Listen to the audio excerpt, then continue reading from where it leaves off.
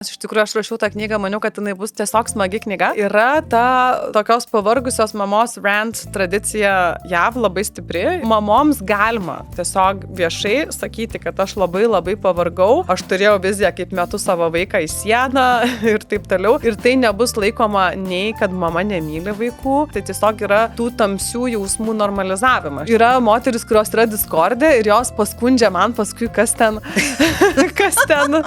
jos tarsi mano infiltruotos, jos yra mano pusėje, bet jos paskui man paskundžia, kaip ten iš tikrųjų viskas vyko. Tikrai būtume su vyru išsiskyrę, jeigu nebūtume gyvenę Havajuose. Jeigu mes būtume gyvenę Vilniuje, ar Lietuvoje, Kaune, ir po tas krizes, kai aš į vyrą paleidau puodelį, aš būčiau išėjusi pas mamą gyventi, aplink daug kitų gražių vyrų ir būčiau kažkur. Ir šiaip gal yra kur išvažiuoti, iš salos nepabėgsi. Šiaip tai žiauriai bijo botokso, tai galvojau, pirmiausia, tai galvojau niekada. Ir jau čia, kur jos susileido botokso, tai buvo atskira moterų dar vienas niekada. Žiauriai, šitas geras niekada. Galvojau, tos, tai čia buvo toksinės, nes šiagi toksiną leisti savo į kūną, kad atrodyt gražiai, oh my god. Bet va tokią baimę jaučiu dėl tos narkozės, iš tikrųjų. Galvoju, ir kaip rizikuot gyvybę dėl grožio. Pavyzdžiui, mirčiau per operaciją, tai kaip vaikam, mama papuskėlės ir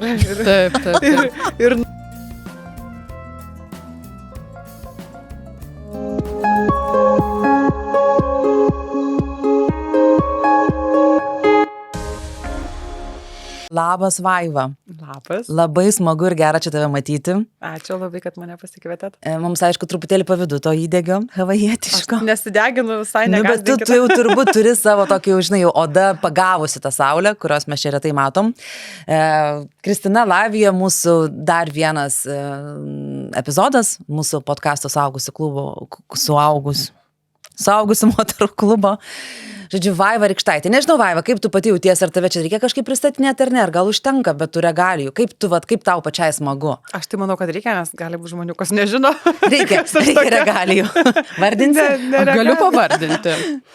Havajuose gyvenanti rašytoja, 11 knygų autorė, tiesa. 12 knygų autorė. Pas save puslapį esi neišsitaisiusi. Dar nesi. Taip. Tinklaraštininkė, LRT kolumnistė, 3 vaikų mama ir influencerė.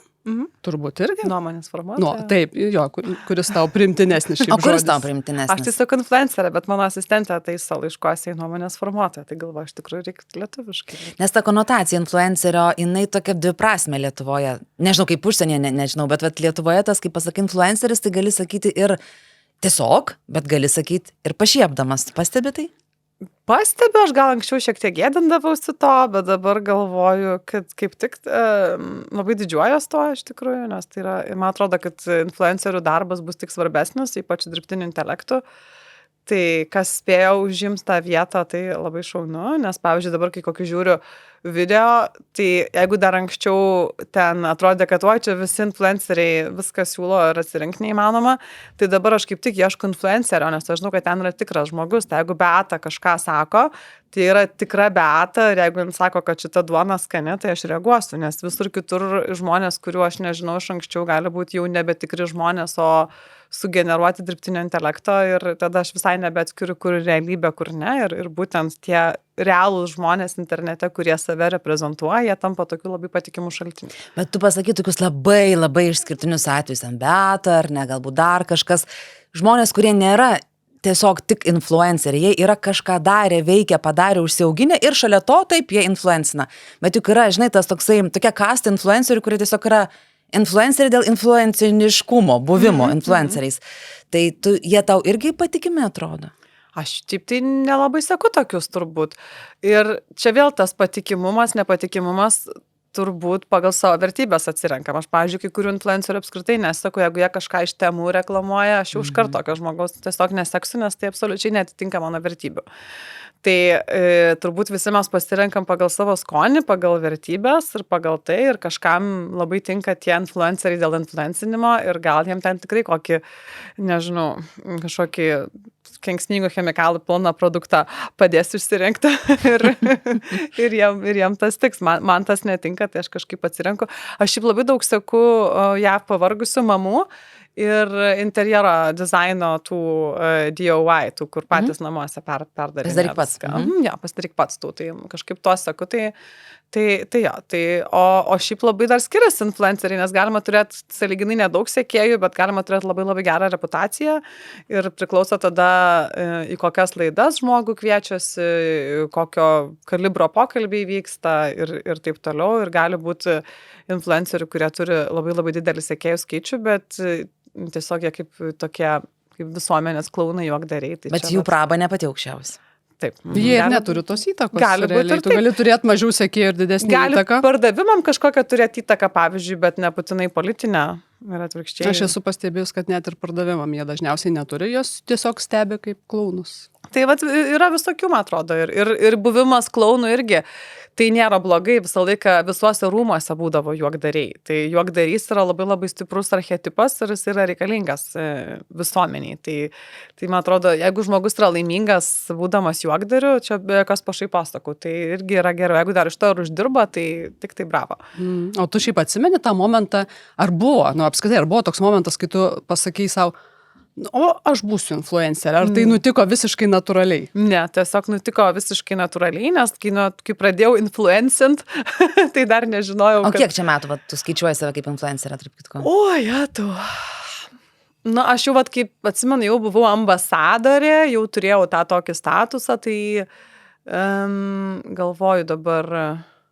Indrutė buvo mano vidurinioji dukra, dar visai leliukas, tai jai dabar 8. Nu, tai kokie 8 metai. Tai jūsų patirtim. Jo.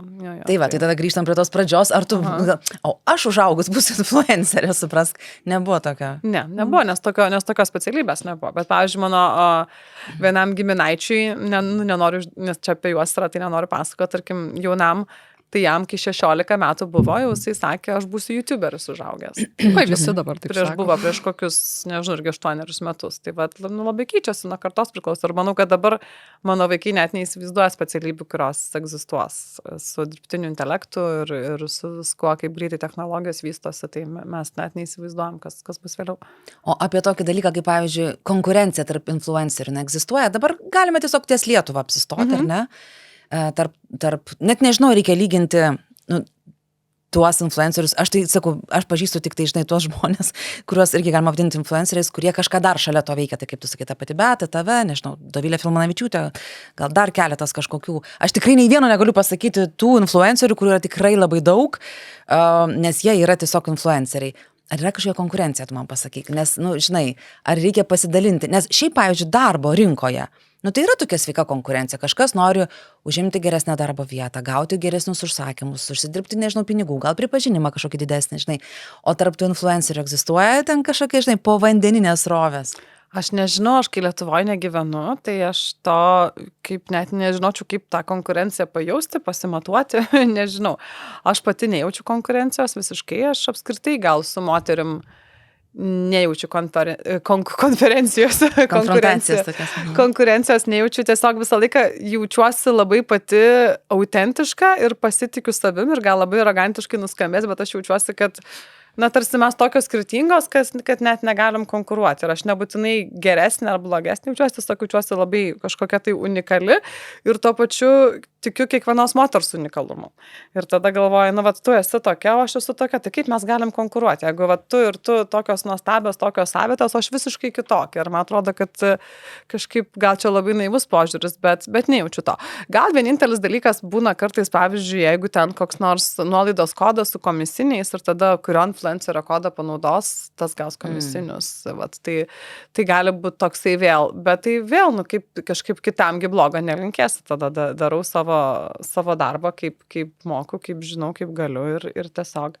Tai tu tokį kaip ir gražų tokį turi, ar ne, tokį kaip ir pasakyti, tokį atsinešimą į kitus, bet, pavyzdžiui, savo atžvilgiu, ar esi kažkokių kalbų girdėjus, gal pavydo kažkokių gaidelių iš kitų influencerių, iš influencerių ne, bet aš nebūnu šituose rateliuose jokiuose, aš neinu jokius vakarėlius, jokias vakarienės, į jokius ten tos baltus pietus Vilniui, ten aš nežinau, ar gaučiau pakvietimą, ar negaučiau, gal ten, jeigu būčiau čia ir po to pačią antkladę su visais miegočiau, tai tada galbūt būtų kažkokie tai ten, nežinau, romantiniai trikampiai, ar ten mane pakvietė, o jos nepakvietė, o pernai kvietė mane ir kažkas tai tokio, bet kai aš realiai tai esu namų šeimininkės, kasdienybėje tai esu visiškai namų šeimininkė.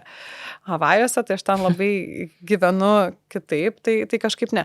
Pavydą ir apkalbų, tai tikrai žinau, kad būna Discord'e, bet tai aš tenai irgi niekada nesu buvusi.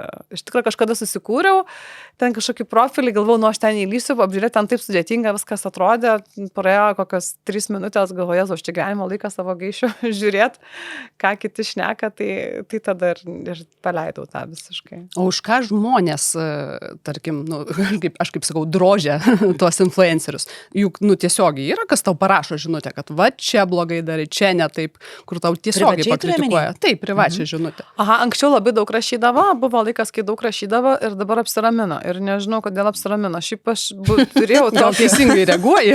Tokį turėjau etapą, labai koliodavausi atgal. O dabar tiesiog pradėjau blokuot ir matyt, kai pradėjau blokuot, tai jos ten susikūrė antrą anketą, trečią, paskui matyt tingi kurtis, nes tiesiog pradėjau visiškai blokuoti ir pradėjau viešint, nes anksčiau tai būdavo labai naglai rašydavo iš savo profilių ir tiesiog aš net neprisimenu dėl ko, bet ten ir dėl vaikų batų, kad netokius batus vaikam apaviau. Ir kai basi mano vaikai Londone buvo į vaikų teisų apsaugos tarnybą, kreipėsi, iš tikrųjų kreipėsi. Ai, tikrai? Kreipėsi. Mano vaikai Havajuose basi net į mokyklą eina. Tiesiog, ten kaip nėra tai oficiali mokyklos politika, bet kadangi mokykla yra apsupta miško ir vaikai kasdien pamokų metu eina į mišką ir ten pietauja miške, tiesiog tokia labai gamtos mokykla. Tai ir kadangi atogražų klimatas, tai jie būna basi labai ilgą laiką. Ten kaip kaliošus vaikystėj kokiam kaime, tai jie tos kroksus turi, pasidėję prie klasės, ten tai apsiauna, tai neapsiauna, jie labai pratę basi. Ir mes prieš kokius 2 metus, galvoju, buvom Londone ir tiesiog tiesiai iš Havajų nusileidom Londone ir mano vaikai kokias 2 dienas nesėvė batų. Jiem labai keista, aš apaunu ir jie eina nusispiria gatvę. Ir paskui aš pavargusi tiesiog nebeviau tų batų. Ten vis žiūrėjau, ar stiklų nėra ir įkėliau nuotraukas iš tos kelionės, kur mes basi, ne mes, bet mano vaikai. Tai tada labai gavau piktų žinučių, tokių tulžingų, tužmingų ir tada viena moteris kreipėsi į vaikų teisų apsaugos tarnybą ir man atsiuntė ekrano nuotraukas, kad jau čia jinai padarys tvarką. ir vaikų teisų apsaugos tarnyba sakė, kad nelabai čia ką gali padaryti, žodžiu, bet... Bet tau reikėjo pasiaiškinti kažką? Ne, nes jie, ne. Tai tiesiog buvo absurdiška, ar ne? Jo, bet tai žmonės labai trigerina, kai kada kažkokie tai dalykai. O kas dar, pavyzdžiui, į tave vis tiek tu esi graži moteris, tu esi tokia laisva, tu sakai, ką nori, tu rodai savo buitį, kokią tu nori. Ar tai trigerina tas moteris, kurios seka tave? Ačiū už komplimentą, kad graži. Dėl grožio tai ne, nes aš labai ir negraži moku būti, visiškai nebijau būti baisi, tai kažkaip moteris gal nusiramina, kad kaip baisi pasirodau, kad ja. Labiausiai trigerina motinystės sprendimai mano, bet kokie žindymas, basi vaikai, miegojimas kartu, pavyzdžiui, vien tai, kad aš turiu nuomonę kažkokią tai, kaip auginti vaikus, ašgi nesakau, kad joms reikia taip, bet aš, pavyzdžiui, pasakau, kad aš manau taip ir aš taip ir darau, labai trigerina. Pavyzdžiui, kad aš vaikų iki 3 metų neleidžiu į darželius. Tai labai iš karto siutina, pykdo, rašo pasiteisinimus, moteris man rašo, kodėl jos taip daro. Tiesiog aš taigi neklausiau. Kažką atrakinėjose, ar ne? Jo, lietuvių kalbos mokymas užsienyje labai trigerina moteris. Taip man jos bando įrodyti, kad jos negali, o aš galiu ir, kad kažkas kitaip manyje yra negu jose. O ką turi minėti, tavo vaikai nedvikalbiai? Mano vaikai lietuviškai kalba ir aš esu vienintelis lietuvių kalbos šaltinis Havajuose jiems. Ta prasme, net mano sutuoktinis yra amerikietis, mes turim draugų, bet jie gyvena už poros valandų kelio, tai realiai mes ten matomės kartą per mėnesį, tai aš esu vienintelis šaltinis. Taip, jeigu iš esmės žiūrint, ir aš vaikus išmokiau lietuvių kalbos visus 3. Ir aš visą laiką sakau, jeigu aš galiu, tai ir tu gali kitoms mamoms gyvenančioms užsienyje. Ir jos tada pradeda man rašyti žinutės piktas arba liūdnas, kad joms nesigavo, vyras neleido, neklausė, tai labai trigerina tas. Mano virtuvė labai trigerina moteris. Aš kokį rugsėjį čia ar kada, rudenį įkėliau nuotrauką visiškai apšiktos, prašant virtuvės, jau ten buvo aukštinkom viskas. Tai mes kartais su vyru tai paliekam, kai labai daug darbų, tai tada jau prioritizuojam ir galiausiai virtuvė lieka jau visiškai gale, jau kai paskui reikia po 3 dienų ten įeiti su kokiu ekskavatoriumi ir viską išstumdyti. Tai aš įkėliau virtuvės nuotrauką ir paklausiu, kokius jausmus jums kelia mano virtuvė. Tai aš gavau rekordinį atsakymų skaičių. Ir kai kurios moteris rašė, kad jokių jausmų nekelia, bet tai, kad jos parašė jokių, tai jau irgi yra atsakymas, nes Taip. kitą kartą aš Tai Instagram'e, kažkokią darau apklausą ir, klausiu kažko, tiesiog neatsako žmonės, tai, nieko. Bet labai labai daug būna. Bet pasipiktinimo buvo daugiausiai. Ir tiesiog aš klausiu grinai, kokius jausmus kelia. Tai liūdėsi, pykti, nesupratimą, kaip taip galima, palengvėjimą, tų jausmų labai labai vairių buvo. Rašė, kad jokių jausmų nekelia, bet vis tiek kažkokie jausmai buvo. Nes, sakau, tų atsakymų ten buvo virš 1000, gal aš nežinau, aš nespėjau skaityti ten, kiek tų buvo jausmų prirašyta. Aš taip, pavyzdžiui, ką girdžiu, ką tu pasakoji, man žinok, taip smagu yra, nes mes esame tokią temą dariusios su Kristina Toksiškos influencerės, apskritai apie tą tokį turinį, žinai, kuris yra neva tai pozityvus, bet iš tikrųjų, kai tu ilgiau truputėlį pasižiūri, tu supranti, kad tu pradedi jausti visus neigiamus jausmus, nepilnavertiškumą, masę kitų ar ne dalykų. Ir vat man tai esi tu tokia vat, kaip kompensacija to, kad galima gauti, vat būtent tokį tikrovišką turinį, tokį net, pavadinkime, Instagrame su minuso ženklu, kiek tame yra tiesos ir atrodo, kad norėtųsi koreliuoti su tuo, bet tai vis tiek neįtiksi. Ta prasme, rodysi, kad tu tik tai esi tokia graži, kad tu susitvarkiusi, kad tu sėkminga, kad tu gyveni, Havajuose svajonių, žinai, kažkiame krašte.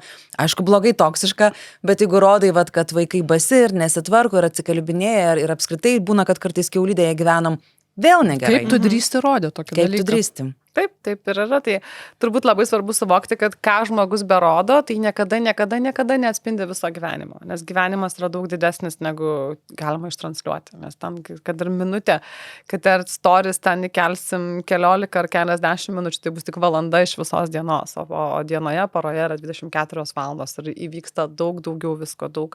Tai kažkaip, man atrodo, žmonės apskritai bando tą gyvenimą kažkaip supaprastinti ir sutalpinti į tuos stačiakampius ekrane. Ir labai svarbu suvokti, kad gyvenimas yra beribis, o Instagramas yra tik tai keli kvadratėliai. Ir dar labai tiki, žinai, labai svarbią temą, ar ne? Mes apie kurią norėjom kalbėti irgi Vaiva pati ir užkabinai, ir tai tavo į knygą referuojant, paskutinę tavo knygą, tai apie tą mamystę. Tu norėjai kaip tu paklausti, tai apie tą, vėlgi, tuos standartus ir tokią nelaisvę nebūti tokia mama, kokia tu esi, ar ne? Nes labai daug kritikos gavai dėl savo knygos. Nežinau, mes pasiskaitėm, nesupratau, kaip čia taip galima rašyti, kad žmonės vos ne vėlgi ten nori tave priduoti vaikų teisėm. Ir tu sakai, kad norėjai, kad ta knyga būtų tokia lengva. Aš tai maniau, kad jinai smagi ir smagi ir jinai tokius užgavo kažkokius tai jausmus ir tokias reakcijas sukėlė, kad, aš suprantu, tau buvo staigmena, ar ne? Ar tu kelias tik scenas gali papasakoti, ką labiausiai buvo sureaguota, kas ten taip stipriai sutrigerino? Aš neįsivaizduoju, iš tikrųjų, tai aš ne... Ten apsinešus mama maitina vaiką, ar tu gali tas kažkokias scenas kelias iš savo knygos? Aš tiesiog, iš tikrųjų, tai man pačiai buvo labai keista, nes jos neįvardina konkrečiai, kas ten joms nepatiko, bet jos tuose komentaruose tenai apžvalgose knygos labai moteris taškosi, kad labai blogai, neadekvati, psichiškai nesveika, reikiama pagalbos. Kad pavyzdžiui, čia vėl toks labai įdomus dalykas, dažniausiai apskritai gyvenime, ne tik Instagrame, bet visur, kur žmonės kažkokį vienkartinį įvykį naudoja būtuoju kartiniu laiku. Kad pavyzdžiui, kažkas tai vieną kartą... Dažninių turiu minėti, ne? Kad nuolatos. Taip.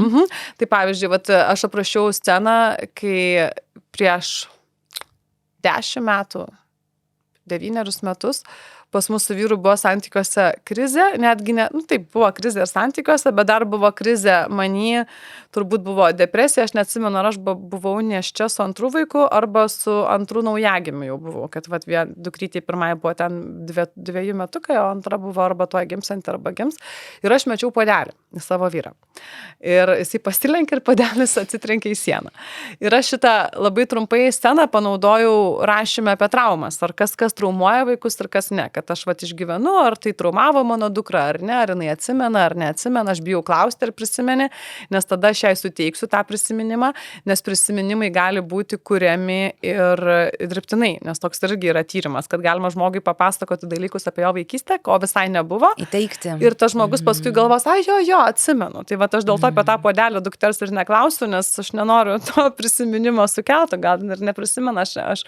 Aš buvau tuo metu tikrai labai labai dideliam liūdesy, ašarose, toj grinai tokioj šeimos dramoje su savo vyru santykių aiškinimėsi. Tai o nutiko.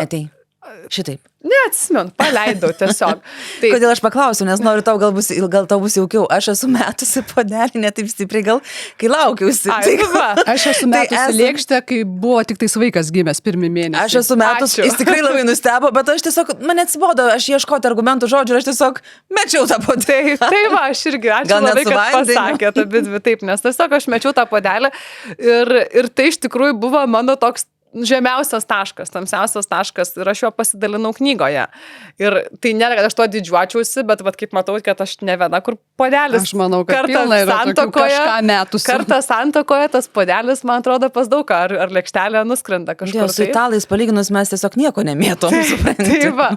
Tai aš pasidalinau tuo ir aš tiesiog gindamas, tai galiu pasakyti, tai buvo mano žemiausias taškas ir aš išdrįsau to pasidalinti. Pas kitus žinau, kad būna daug tamsiau ir jie rodo tik tai savo gražų fasadą ir tada, aiškiai, nieko nėra. Ir visokias saldžias frazes. Bet šitą dalyką komentaruose moteris pasiėmė ir sako, skraido puodeliai. Daugiskaita. Aha, kad daug kiekvieną sekmadienį. Kas tarsi maždaug čia pas mus vos ne aš iki šiol, kiek ten su ant vyro supykstu ir prie vaikų tarsi puodelis ir lekia į sieną.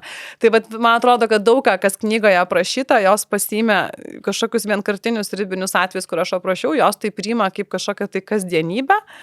Ir gal nežiūri to konteksto, kad aš rašiau apie krizę, kuri buvo ten prieš tiek ir tiek metų, arba kažkokią tai savo būseną, kuri buvo ten kitų metų ir jos tai priima, kad visą laiką va dabar taip yra ir kad va tai yra labai blogai. Tai čia Mama namuose tavo naujausia knyga, ar tavo 12 knyga. Ar tu pastebėjai, kad būtent ši knyga sukėlė tokį didžiausią furorą, jeigu galima tai pavadinti, nuomonių nepasidalyme? Labai už tave palaiko arba labai prieš? Taip, labai keista man dėl to, nes iš tikrųjų aš rašiau tą knygą, maniau, kad jinai bus tiesiog smagi knyga. Yra ta tokios pavargusios mamos rant tradicija JAV labai stipri ir dauguma influencerių, aš iš tikrųjų savo drąsos ir semiuosi iš JAV influencerių, kadangi aš daugiau seku tas JAV influencerės, aš esu pasekusi tai ir Lietuvos paspaudusi follow, bet aš virš 1000 žmonių seku, tai man algoritmas nelabai jos rodo. Nespėjai. Tiesiog nespėju, tai man daugiausiai rodo, kur aš daugiausiai įsitraukiu, tai yra anglakalbis turinys JAV.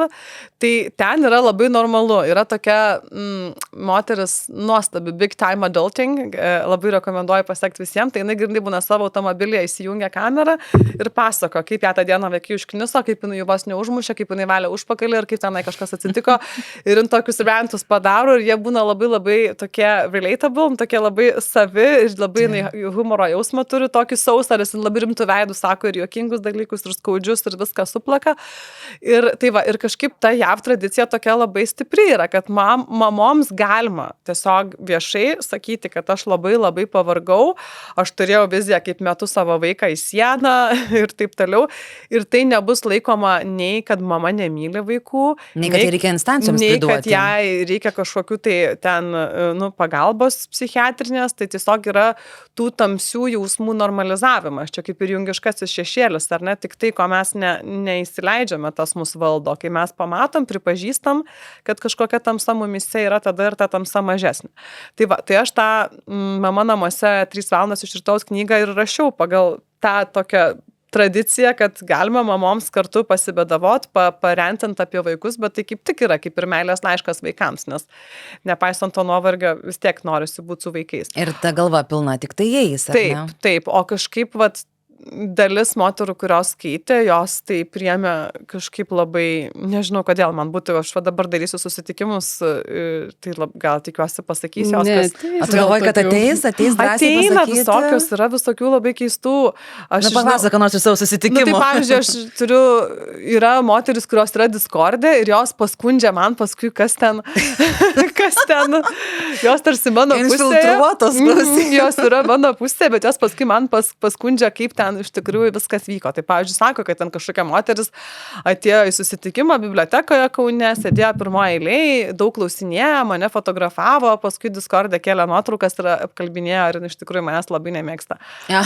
Man jos labai gaila, man jos taip gaila, bet nuoširdžiai nesityčiojant, koks gyvenimas turi būti tuščias ir apgailėtinas, kad šitaip savo laiką leisti. Tai va. Ir jėgas, laikas vienas dalykas, bet tie vidiniai resursai nebegaliniai. Taip, jeigu tu tiek atiduodi save tokiai keistai kažkokiai veiklai, kažkokiai neapykantai, tai kiek tu lieki sau. Tai bet iš tikrųjų, kaip mano labai gera draugė Aušra sako, haters are confused lovers. Tai sako, tie, kurie nekenčia iš tikrųjų ir mūsų myli, tik tai jie patys savo jausmuose nesusigaudo. Jo, tai man tas labai patinka. Aš apie tų moterų jausmus galvoju. O gali būti, ar mes matytume vienodai, kad tos, kurioms patiko ir kurios sako, ačiū, kad tu pasakėjai, kad tu įgarsinai tai, ką mes galvojam, ką mes jaučiam, kad jos yra tos, kurios savo pripažįsta ir pačios pastebi tos jausmus, o tos, kurios užsipuolė tave, kad jos net nesupranta, net nepripažįsta, neigia tuos jausmus ir tiesiog jos po kilimu pakapsto ir ne, motinystė šventa, mes tik mylėt savo vaikus. Labai ačiū, kad tai pasakėjai, aš taip irgi pasakiau, nes turiu draugę labai gerą coacherę, jinai mano vaikystės draugė ir jinai yra coacherė, tai jinai man prisako visokių tokių išmintingų dalykų ir paskui aš pakartoju. Tai aš per kažkurias tai istorijas irgi šitą mintį pasakiau, kad grinai, kad gal netgi pasidalinau screenshotų, kad kažkas tai taip sakė irgi, kad tos, kuriom patiko, tai jos savy pripažįsta tą tamsą, o kuriom nepatiko, tai tada jos neigia tą tamsą savyje, dėl to jas triggerina. Tai tada vėl pasipylė komentarai, kad aš esu narcizė, kuri nesugeba priimti kritikos savo knygai. Tai pat aš galvoju, geriau nieko nesakysiu, tiesiog rašysiu kitą knygą ir nebesivelsiu į tuos aiškinimusis, nes čia galima. Tai tu į tą kritiką, pavyzdžiui, tų atsiliepimų kažkaip pasiskaitai, pasiieškai, ar jau dabar esi gal prie jūs tokią ribą, kad kiek jau sužinojau, tiek kur užtenka? Dabar jau gavau ten iš tikrųjų 100 atsiliepimų yra, tai jau užtenka, dabar jau nebeskaitau tų blogų. Aš dar vieną įžvalgą norėčiau pasakyti, man skaitant irgi tuos atsiliepimus taip iškilo. O gali būti, kad pavyzdžiui labiausiai smerkia tos, kurios savo neleidžia jausti, neleidžia, kad ten jų vaikai būtų basi, nesuškuoti ir taip toliau, ir jos neleidžia to todėl, kad jų aplinka jiems neleidžia. Pavyzdžiui, tarkim, vyras reikalauja, kad vaikai turėtų būti, tenais sušukuoti, Anyta, kad nėra to palaikymo iš aplinkos ir tada jinai truks plyš bando būti tobula ir kažkas štai prieš tave sau leidžia būti netobulam, bet jis galbūt leidžia dėl to, kad ta aplinka, pavyzdžiui, gal tavo vyras nesavo, kodėl vaikas nesušukuotas, nes mano vyras, pavyzdžiui, man nesavo, kodėl vaikas nesušukuotas. Aš manau, kad visą laiką ne tik motinystė apskritai mus triggerina tie dalykai, kurių mes savo kažkaip kažkur savyje neigiame, nepripažįstame, jeigu ir kažkoks tai žmogus sutiktas labai nervina, tai reikia savęs klausti visą laiką, kurią savo dalį aš tame žmoguje matau ir kurią savo dalies aš labai nekenčiu ir noriu paneigti tame žmoguje. Tai čia turbūt su viskuo taip yra ir turbūt ir su motinystė. Bet tavo aplinka tau leidžia būti tokiai, kokia tu nori būti. Tai Havajuose ta aplinka tikrai tokia labai labai palaikanti ir ten tikrai galima būti tikrai kokiai nori, nes tiesiog aš tai džiaugiuosi iš tikrųjų, kad vaikų neauginau Lietuvoje, nors tai yra labai labai didelė netektis, didžiulė, tragiška netektis, kadangi mano vaikai neauga su mano seneliais. Turėti gyvus prosenelius, tokius jaunus, yra didžiulė dovana. Jau dabar mano seneliai, vaikų proseneliai, dabar jie serga. Jau artėjom link saulėlydžio labai liūdnai ir dar tikrai jie gyvens, bet jau nebėra ta energija, kuri buvo. Bet jeigu būtume gyvenę Lietuvoje, tai mano vaikai tikrai būtų turėję, dabar mano dukrai 11, ten būtų turėjusi visą vaikystę su proseneliu ir prosenelėmis, kurie šviesus, nuostabus, puikus, įdomus žmonės. Tai čia yra mano didžiulė netektis, kur aš visą laiką liūdžiu ir verkiu ir tokia jaučiu skylę savy dėl to.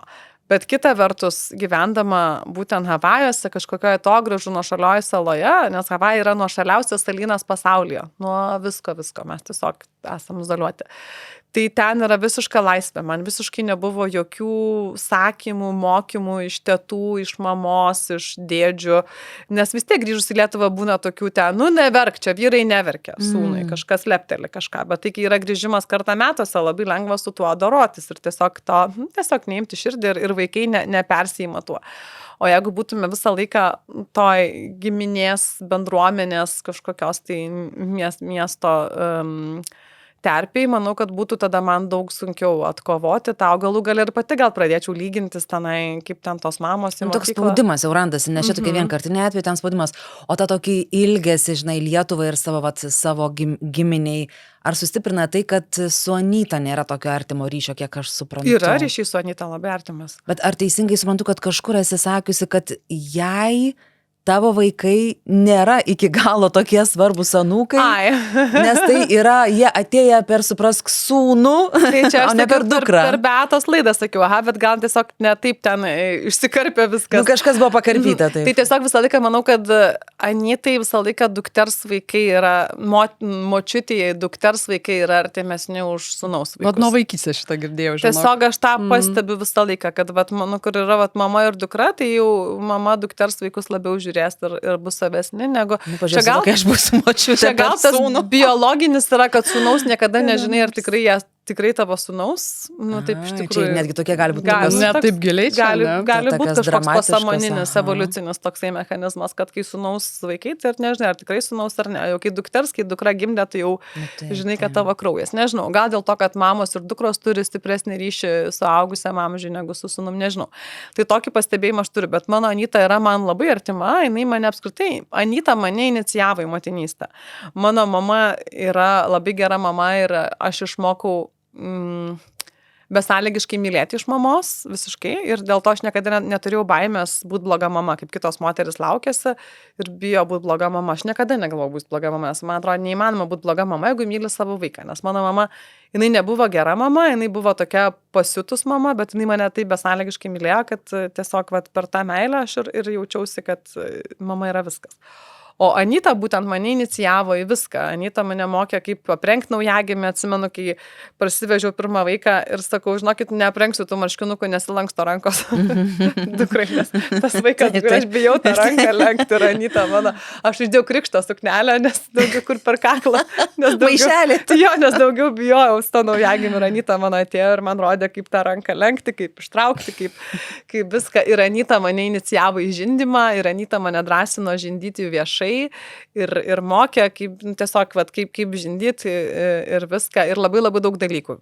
Iš Anytos atėjo, tai tikrai su ją su labai artima. Labai smagu tą girdėti. Bet tiesiog mano Anyta, čia kaip pas Beatą ir šnekėjom, yra tokia močiutė, kuri turi savo laiką, jinai nenori, pavyzdžiui, kaip mano mama pasiimti atostogų ir būti savaitę su anūkais. Jei būtų, ne. Anytai ne. Ne. Nors ir dabar atskris iš tikrųjų pas mus, kol aš čia susėdžiu laidose, Anyta pas mus skrenda mano vaikų pažiūrėti. Bet jinai ir iš jos gal irgi aš to iš jos mokaus irgi, nes jinai turi savo laiką, turi savo ribas, aiškės, jinai pasakys, aš pavargau ir aš einu miegoti ir prašau pasiimti vaikus. Ir man čia vėlgi atrodo, kad tai yra visiškai normalu, kodėl mes turim tokį nesveiką lūkestį savo tėvus, kad jie dabar kažkodėl, tiesiog by default turi visą laiką norėti, prižiūrėti, galėti, rytą ir vakarą. Gal tie lūkesčiai, kai labai pavargsti, išlenda, žinai, ir galvoju, nieks nepadeda. Taip. Nes mano mama, pavyzdžiui, tai jokių ribų nėra. Jinai gali ten dieną, naktis tais vaikais būti, nes jai labai didelė šventė. Tai čia tas ir skirtumas yra.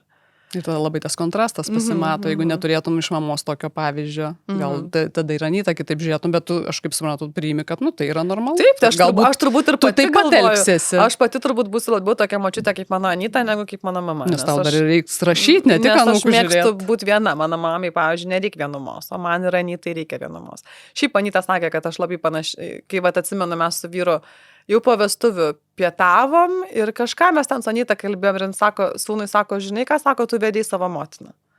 Tai man... Bet čia klasika, freudinė tokia. Jinai pati pripažino tą, kad pamatė, kad jinai grinai. Tai mes išvaizda labai skirtingos, bet charakterių būdų tuo, tai matyt vyras ir kažkur pasąmonį ieškojo, kad būtų panašiai. Tu apie vyrą vis užsimeni.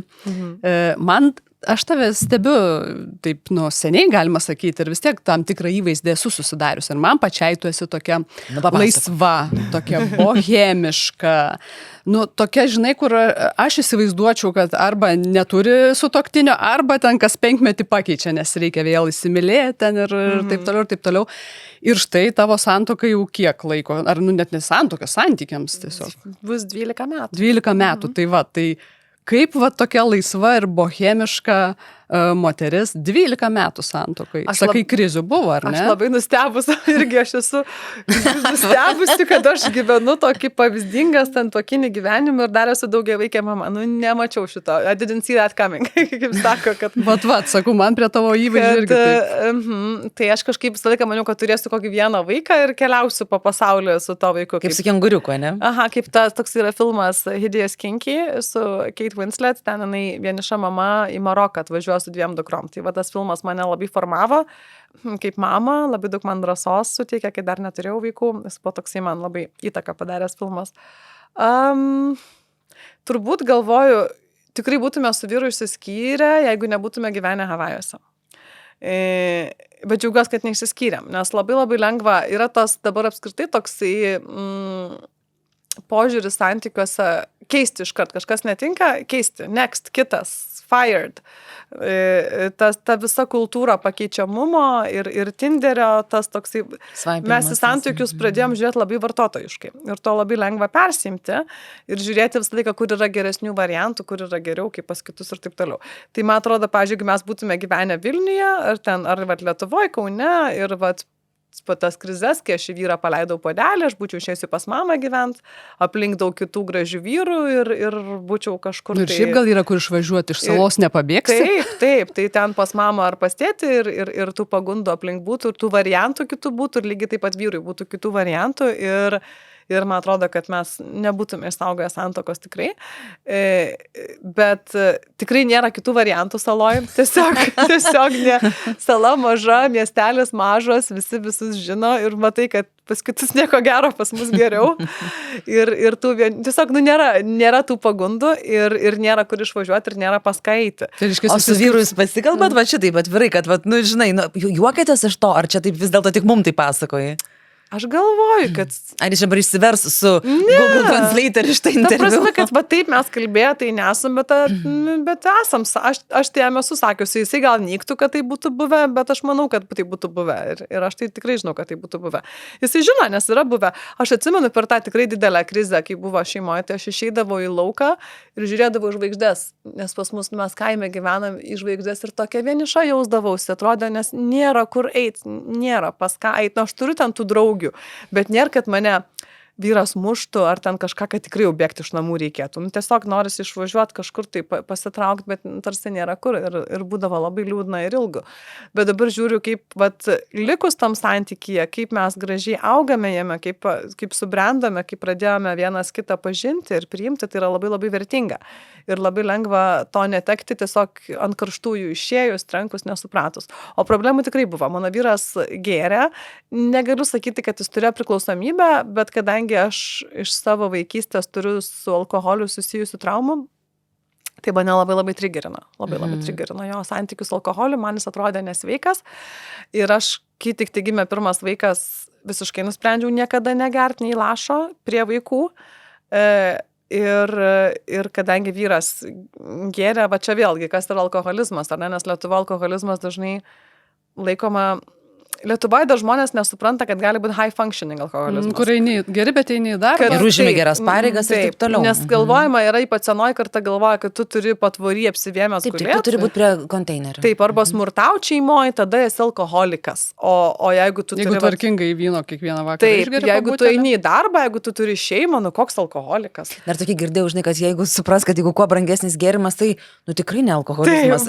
Tai yra tik kažkoks rašaliukas. Tai čia, kur jau, čia ne. Tai brangu viskį, rūšinį vyną ir taip toliau. Tai gurmanas tada. Žinovas vynų. Tiksliai reikia žinot, kaip vadinti. Jeigu rašaliuką, alkoholikas. Jeigu kažkokį išskirtinį, tai čia gurmanas. Tai aš turiu tokį... Tai kaip tavo gurmanas dažnai ir gerdavo? Ar gali pasakyti, kas tau jau buvo taip, žinai, red flagai? Gerdavo kiekvieną dieną po porą alaus. Bet aš pradėjau tiesiog pastebėti, kad pavyzdžiui, neišgeręs alaus piktas, kai išgeręs alaus sarkastiškas, pradėjo darytis tokie asmenybės pokyčiai, o aš kadangi jau daug skaičius apie alkoholizmą nuo paauglystės ir tiesiog nenoriu apie tai kalbėti, jeigu tai būtų mano istorija, aš pasakočiau tai apie kitus žmonės, tai aš... Bet kiek tiesiog tave tai liečia, mums įdomu. Tai aš kadangi jau daug skaičiusi ir žinau, pradėjau matyti, kad mane jau tai trigerina, kadangi jisai ir zlus neišgeręs ir išgeręs, tiesiog toks vėl kitoks, o paskui vėl ryte matau, kad lyg ir pagyras, lyg ir ne, ir jisai galėdavo negerti, bet paskui vėl nori gerti, ir jau pradėjo mes dėl to labai pyktis, ir aš su jo mama labai daug kalbėjausi, jo mama labai mane palaikė šitam, nes jo mama irgi atrodė, kad jau čia santykis nesveikas, bet to mano vyro šeimoje abu seneliai turėjo priklausomybę nuo alkoholių, labai stiprių, griuvo jų šeimos, abiejų senelių, ten buvo labai tamsos daug, ir tada mano uošvis, jisai irgi labai panašią istoriją turėjo, kai mano Anyta ir jisai buvo jauni susituokę, jis irgi pradėjo gerti daug alaus. Ir Anyta, lygiai tą patį mes kartojam savo kažkokius archetipus tėvų. Ir kai gimė vaikai, Anyta pasakė, kad arba šeima, arba alkoholis, ir mano uošvis nuo to laiko nei lašo negeria, jam buvo labai svarbu neatkartoti senelio klaidų. Ir čia su alkoholizmu labai įdomus dalykas yra žmonės, kurie vaikystėje arba paauglystėje matė tų tamsių dalykų iš savo tėvų ar senelių, jie turi daug saugesnį santykių su alkoholiu.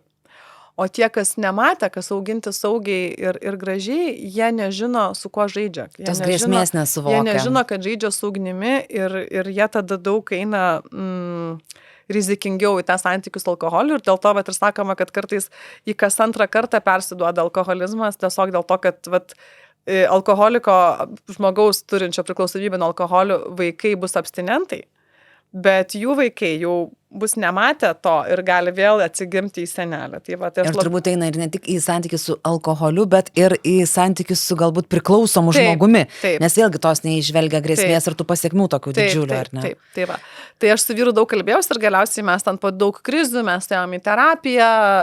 Tai gal 2 kartus nuėjau, aš ten daugiau ėjau, nes čia visą laiką tipiškai vyrai. Reikia pagydyti gynų, ta prasme. Tai ten ėjau į tą šeimų tą terapiją ir taip toliau daug kalbėjomės, aiškinomės ir paskiau galiausiai susitarėm, kad jisai alkoholio nevartoja, nes man tai yra per didelis trigeris ir jisai nemano, kad jisai turi priklausomybę. Aš manau, kad tai, kaip jisai lengvai atsisakė alkoholio, tai jis galbūt ir neturėjo priklausomybės, tikrai, nes aš turiu draugų, kurie yra AA ir kaip jie šneka apie tą problemą, tai yra kitaip negu mano vyras, bet tiesiog jisai, jeigu būtų taip toliau tęsęs, galiausiai priklausomybė būtų išsivyščiusi. Tai ir dabar mano vyras labai džiaugiasi, kad alkoholio nevartoja, nes produktyvumas daug didesnis, sveikata kita, visai atmintis, ten kiti mūsų draugai, pavyzdžiui, geria iš vakaro ir tada ryte jam bloga būna, tada jie neatsikelia ryte, kažkur nenuvažiuoja, kažko nenuveikia, vis tiek tai yra. O dar kokie nors pinigai sutaupyti ir panašus dalykai. Taip, kokteiliam, tai o mes kažkaip kitaip gyvenam. Tai šiuo metu gyvenam blaiviai ir gal kai vaikai užaugs ir aš jausiuosi ramesnė, gal tada mes su vyru ir prisigersim kur nors, aš nesakau, kad mes čia dabar kažkokie tai ten šventuoliai tiesiog, bet kažkokie proginiai dalykai yra visai kas kita. Šio mūsų epizodo rėmėjas yra Perks. O Perks yra didžiausia uždara darbuotojų nuolaidų platforma Lietuvoje, siūlanti daugiau nei 700 partnerių nuolaidas. Ir čia galima rasti įvairiausių pasiūlymų, nuo tokių kaip kava ar grožio prekės iki kelionės ir net baldai. Ir Perks bendradarbiauja su tokiais žinomais prekių ženklais kaip About You ir Dyson ir dar daugeliu kitų. O mūsų žiūrovėms ir žiūrovams šį kartą atrinko 2 savo partnerių pasiūlymus. Tai pirmas Perks pasiūlymas šiandien yra iš Premium namai, kuriuose rasite modernius ir funkcionalius prietaisus, kurie palengvina mūsų buitį ir kasdienybę. Ir šiandien pas mus svečiuose ypatingas svečias, žinok, iš Premium namų. Tai yra Ovox Pulse belaidis grindų plovimo siurblys. Tai yra daugiafunkcinis valymo siurblys, kuris efektyviai pašalina, kas man labiausiai patiko, ir sausus, ir šlapius nešvarumus vienu metu. Ir pašalina nuo įvairiausio kietų paviršių. Tai gali būti ir parketas, ir laminatas, ir plastikas, ir kietmedis, žodžiu, visa. Ir man atrodo, kad dabar apskritai yra žmonės daugiau turi, kietų paviršių negu kilimų. Tai šis nuostabus siurblys yra 2 viename, ir sausai, ir šlapiai. Jokių ten nereikia, po to skudurų, kibirų ir visų kitų dalykų. Lengvas, ergonomiškas, paprastas naudoti, toks, kurio norisi kiekvienam ir kiekvienai. Tikrai, kad norisi, prisipažįstu, atvirai. O antras Perks partnerių pasiūlymas irgi, yra toks, kur norisi kiekvienam ir kiekvienai, supranti, yra iš Aromatika 89. Tai toks prabangalsuojantis lietuviškas prekės ženklas, kuriantis kvapus namams, automobiliui ir kūnui.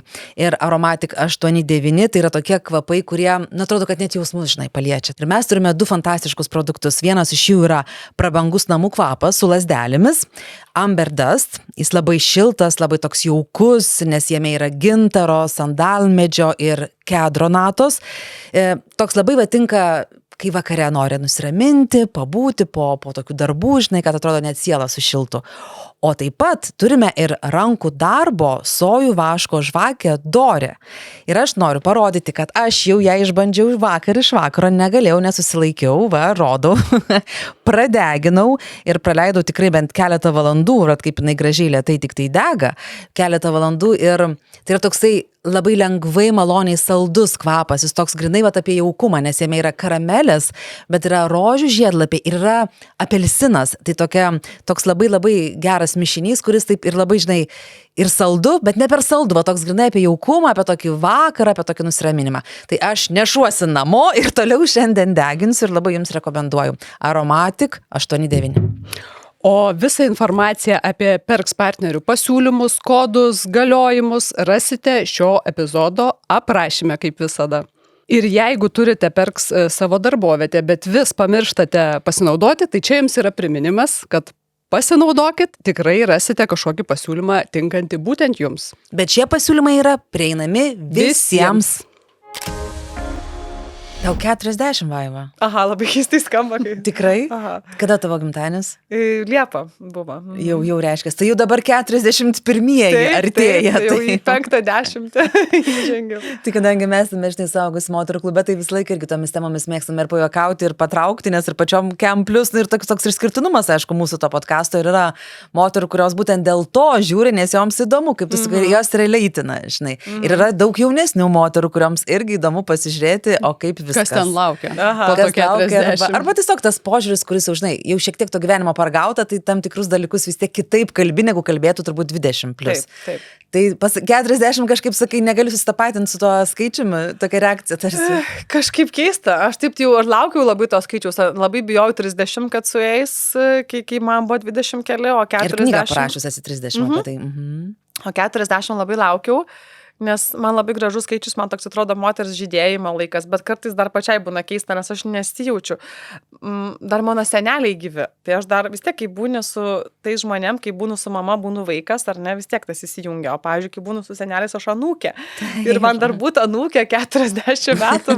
Sunku amžius. Aš pačiai jų klausiu, sakau, koks jūs pasidarėt 40 metų anūkė senelių. Ir jie sako, labai keista. Tai va, ir pavyzdžiui, vakar man mama skambino, aš kaviniai sėdėjau, ir sako, ar pavalgiai? Ir sakau, man 40 metų. Geras argumentas. Toks. Bet vis tiek ar pavalgy. Ir mane ta mama ir trigerina, ir kartu ir miela, ir juokina. Ir va tas kažkoks. Tai kai dar tėvai ir seneliai gyvi, kas yra labai didelė dovana, tai man tas 40 kažkaip komiškai atrodo. Bet kita vertus laukiu dėl to, kad man atrodo, tai moters galios laikas. Ir aš kaip pasakiau, kad galios laikas, man pora moterų parašė, kad joms nesusiklostė gyvenimas, sako, nes aš sakiau kažkur tai ten Instagrame, kad yra laikas, kai jau galima nekilnojamo turto pirkti moteriai, pačios moteris gali pirkti. Ir moteris man parašė, sako, bet man nesusiklostė, aš ten, dar, nežinau, karjerą noriu keisti, taip toliau ir panašiai. Ir man tada taip toptelė, kad kai aš sakau galios, tai aš turiu minti nebūtinai, kad socialiniai kažkokie statusai randasi. Statusą turi, bet kad dar viską gali. Vidinė galia. Kad jau gali ir pirkti nekilnojamą turtą, jau gali ir kažkur tai drąsiau būti, kaip būnasi, bet gali dar ir viską keisti, dar turi laiko. Nes 41 gimdo, kitos jau močiutės. Ir tai yra labai ypatingas laikas, nes dar 30 močiutė nelabai kas, biologiškai įmanoma, bet mažai tikėtina, ar ne, mažai. O 40 yra toks laikas, kai viską gali. Dar gali iš naujo pradėti naują šeimą sukurti ir gimdyti vaikelį į paskutinį traukinį iššokusi, o jau gali ilsėtis, žiūrėti, ką nuveikiai, labai toks galėjimo, ta galia kaip galėjimas, o ne kaip būtinai kažkoks tai baigtinis rezultatas, pasiekimas. Tai, o man kaip tu sakai, galia, tai labiausiai, žinai, apie tai net atmetus tuos visus biologinius dalykus ar kažkokius fiziologinius, ką dar gali, man tas toks galėt pasakyti pagaliau, ką aš galvoju ir nekreip dėmesio, ką galvoja kiti. Aišku, neįmanoma tai išsioperuoti, aš prisipažįstu. Taip. Bet vis tiek, tas man tokia ta galia tokia išsilaisvinusi, kad aš jau esu mačius, darius, žinau, gal jau kaip nors. Man jau čia klausimas kyla.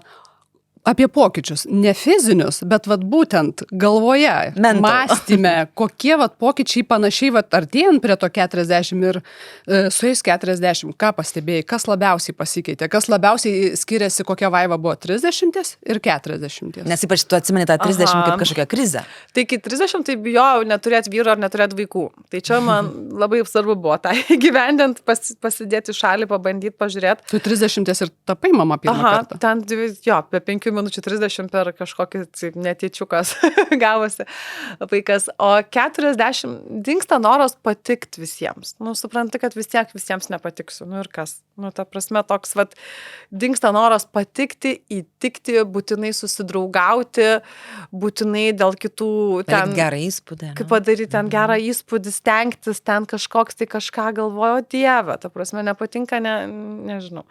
Tai vat, tas toksai, bet ne iš arogancijos, o tiesiog tokio realaus supratimo, kad aš visiems vis tiek nepatiksiu ir su visais draugais nebūsiu ir it's okay.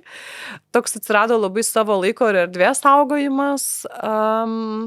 Atsirado nebėra tų visada ir niekada, kaip ten anksčiau sakydavo, jau aš tai niekada, jau aš tai visada, jo, to tokio kategoriškumo nebėra. Kaip pas tave? Tu irgi esi pripažinus, kad tu link 40 ar po 40 išsivadavai iš to kategoriškumo. Taip. Nu, tiesiog visko atsitiko tiek ir tiek kartų save buvau išdūrus, kad supratau, kad nebegaliu sakyti, kad vat šitas tai tikrai ne man. Apskritai, kas yra ne man, pavyzdžiui, aš labai daug dalykų aš gavau, kad jie yra ne man, pavyzdžiui, bėgti, kilnot štangą, ne man, visą gyvenimą žinau, kad ne man, po 40 aš supratau, kad aš nieko nesuprantu ir dabar apie nieką nebesakau, kad va šitas tai tikrai ne man. O gal ir man, gal aš po 2 metų sėdėsiu ir sakysiu, va. Ir dar esi, ką irgi prisipažinus, kad kame irgi, tarsi labai irgi palaikau tavo tą nuomonę, kad tu nebegalvoji, kad tu geriau žinai už kitus, kaip jie turi gyventi, ar ne? Kad vat tavo pasirinktas modelis, tai čia jau gera, suprask, o kiti tai čia visi pro šalį eina. Nes tu supranti, kad visi pasirenka geriausią savo modelį ir kad kito pasirinkimas nėra grėsmė tavo pasirinkimui. Man va čia toks didžiausias atėjo nušvitimas, nes man būdavo tiesiog, aš va ir Instagram ir tos pačius influencerius žiūri ir tu matai, kad žmogus kažkaip kitaip gyvena. Nu, va kažkaip ten vaikus kitaip augina, santykius kitokius turi, žodžiu, vertybės kitokius ir aš tą priimdavau kaip grėsmę savo, nes vat aš darau kitaip, tai turbūt, o jeigu dar jis pasakė, kad jis gerai daro, nu tai tu čia dar pabandyk man paaiškinti, nes nu taigi aš čia gerai darau. Ir galiausiai atėjo supratimas, kad kiekvienas daro taip, kaip jam reikia ir jeigu aš pasirinkau daryti taip, kaip aš pasirinkau ir aš savo atsakiau, kodėl aš tai pasirinkau, reiškia, tai yra gerai, nėra jokios grėsmės, kad kitas daro kitaip. Visiškai taip. Turėjai tokį irgi kažkokį? Aš vad žinau, kaip geriau, kai buvai jaunesnė. Visą, aišku, turėjau. Buvo labai toks kategoriškumas dėl dalykų, ką darysiu, ko nedarysiu, kaip elgsiuosi, kaip nesielgsiu. O dabar kažkaip, jau paleidžiu aš tuos dalykus. Gal grėsmės kiti galvoju, ne gal. Bet čia pasąmoningam lygmenį, tu taip kaip ir tiesiogiai nesupranti, bet ta gynyba, aš pavyzdžiui, galvoju, kodėl aš tada taip nusiteikus prieš kito, žinai, pasirinkimus. Supras, kas ne su manim, tas prieš mane toks, žinai. Ir aš tada labai giliai pakapšiu supratau, kad, iš to kyla tas, o taip, tai, aišku, kad nesakai, kad kokie čia tavo pasirinkimai. Jo, tikrai turbūt taip. Kažkaip paleidžiu tą ir galvoju, kad tiesiog viskas, ką anksčiau aš irgi sužadėjau, tai viską padariau ir netgi apsivogiau.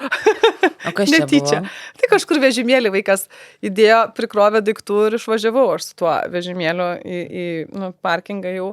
Jisai kažkokiu ten skanėstų. Jo, ar net kažkokiu plastikiniu dalyku ten buvo, net neatsimenu, kuris iš mano vaikų. Tai, pavyzdžiui, ten anksčiau galvočiau, kad ten vogti yra blogai, ten reikia parnešti atgal, atsiprašyti, ten lyjo, pūtė vėjas, ten tie mano vaikai zirzė, pamačiau tos pavogtus ten daiktus už kelius $. Sorry, not sorry, ta prasme, areštuokit mane dabar. Be intencijos buvo, tai jau yra kitaip. Tai jo, bet tarkim, ten jauna, tai būčiau sakius, čia yra blogai, čia yra amoralu, čia tu taip pasielgiai, tu parodėjai savo iš tikrųjų, kas tu esi. Tikrą veidą, vagilka tu. Tai kur tikrai atrodo jau vogti objektyviai yra blogai, o tiesiog ten čia jau seniai buvo, ta prasme, prieš keletą metų ten kažkas, sakau, gal sūnus mano kažką tai. Ir tai atsitiko ir aš nesijaučiu blogesniu žmogum, ta prasme, jeigu ten būtų dar kažkoks, tai nežinau, mažas butikėlis, kur kokia nors ten viena moterėlė rankų darbo dalykus lipdo ir ten vat, mano vaikas išsineštų, tai tada gal gražinčiau kažką vertingo. Bet ten buvo didžiulio prekybcentrio amerikietiško, kur tiesiog ten kažkoks plastikinis daikčiukas, kur tikrai nuo to nenubednėjo, o mano psichinė sveikata buvo svarbesnė tuo metu už tą daikto nešimą atgal ir ten, tiesiog, nes man reikėjo su vaikais ten jau iš to vežimo į kėdutę susikelt, važiuoti namo. Tai va. Tai tokie vat pavyzdžiai parodo, kad tiesiog niekada geriau nesakyti niekada. Nu gerai, su mental viskas aišku, lygmeniu. Perikim į kūną. Ar tu kažkaip pradėjai pastebėti, matyti, kad aš keičiuosi? Aš mačiau, kad pastebėjai, nes aš tavo ar story, ar postas buvo apie tai, kad tu matai, kaip tavo kūnas amžėja. Labai matau. Tai papasakok. Jūs nematot ant savo. Ne, mes tavęs klausim.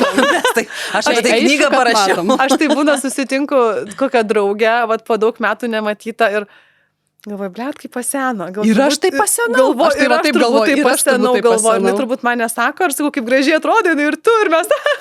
Ir aš galvoju, čia yra jau negerai. Tai va, tai ant kitų pamatau, nes į save, kai kasdien žiūriu, tai nematau tų tokių, bet kai pamatai žmogų po daug metų, tai iškart buvo toksai, Tai va, bet dabar jau pradėjau ir ant savęs matyti raukšles, kaklas pradėjo labai glepti, taip net keista, ant veido atsirado raukšlių ir aš kažkaip, nežinau, tą senėjimą čia vėlgi filmai sugadinę. Žinot, kai būna filmuose herojai, ten būna kokie įsimylėliai, ne? Ir paskui po 20 metų. Jos abu tie patys aktoriai. Juos specialiai bet jie būna seni ir juos pasenina taip gražiai, nes veido ovalas. Nes tai ovalas nenudribė. Jo, taip, tik raukšlės.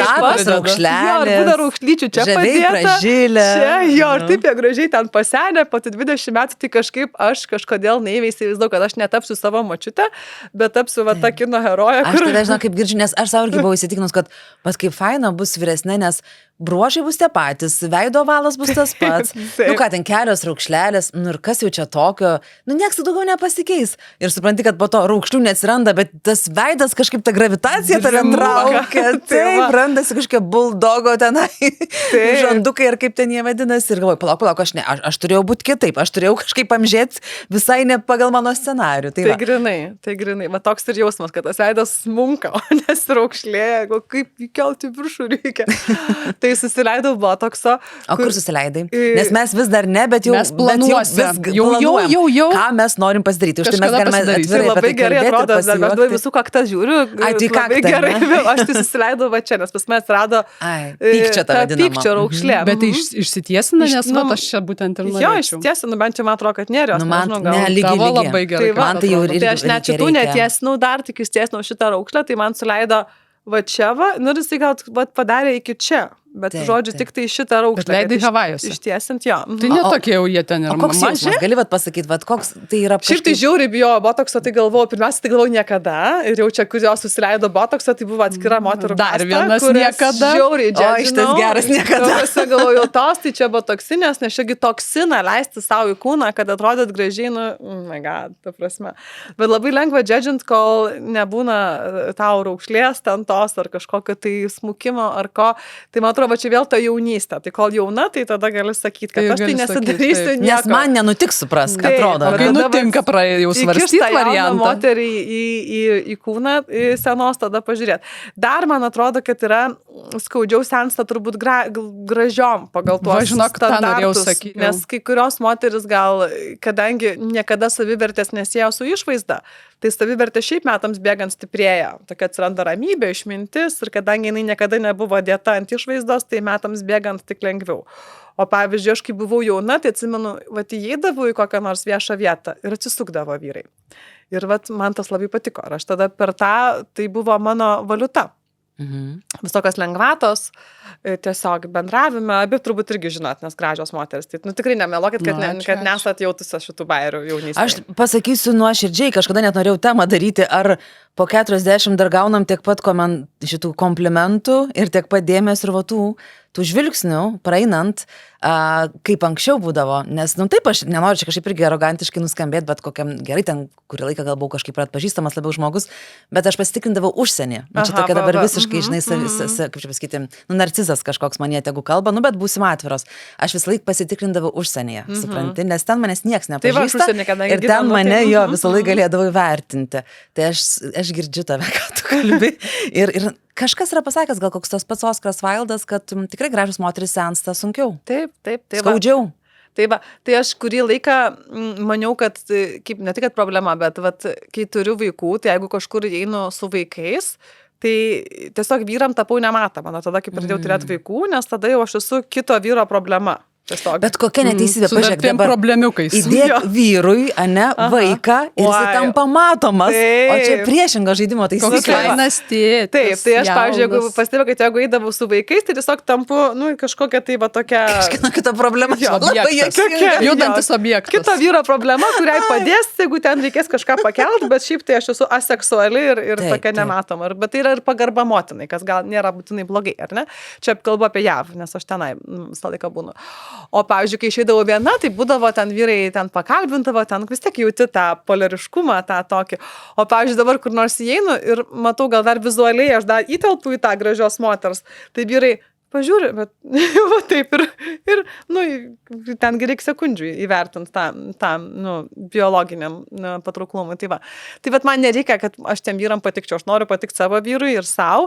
Ir kai pradėjau matyti tą raukšlę, ir jinai jau man, tiesiog aš jau apie ją pradėjau galvoti labai daug. Tiesiog jinai man užimdavo neproporcingai daug mano mentalinės erdvės, nes aš pradėjau žiūrėti nuotraukas, ten mane vaikai miegančio nufotkina. Tai aš žiūriu, kaip aš miegodama. Yra ta raukšlė, aš miegodama raukiuosi, skaitau knygą, galvoju, ar raukiuosi ar ne, raukiuosi. Man sūnus irgi mama nesiraukyk. Ir aš tai žinau, nes aš netgi paveldėjus tai iš savo mamos. Aš matau, kad jinai susiraukia kažką darydama. Taip. Ir aš galvoju, jeigu aš taip susiraukiu, tai man reikia labai susimastyti apie tai. Tai ir mano mama irgi sako, taigi čia žiūrėk, žinai, mano raukšlė, pas mama tokia gili raukšlė, ir galvoju, negaliu. Ir paskui aš kažkaip tą botoksą pradėjau norėt, bet dar galvoju, čia aš gal čia save išduosiu, čia kažkaip negerai. Laikais dar įsikabinus su tiesu savo, kažkokios tapatybės ją laikiausi. Ir kažkaip pašnekėjau aš apie tą botoksą stovyklose moterų, kur Havajuose kai darau, ir labai daug kas pasidarė, bet tyli nesako, kad pasidarė. Kol pirmą nepasakiau, kad norėčiau arba darysiuosi, tai va. Ir kažkaip paskui mano viena labai gera draugė, per gimtadienį mano dukters jinai atvažiavo pasveikint. Ir aš jai sakau, su kuriai sakau, kai to kakta lygi, nes aš tiesiog taip. Tu dabar per kaktas žiūrėdavai žmonės, ne? Jo, ir jinai už mane vyresnė 5 metais, ir sako, botoksą susileidau. Ir galvoju, jeigu Rachel susileido, tai ir aš noriu. Ir tada...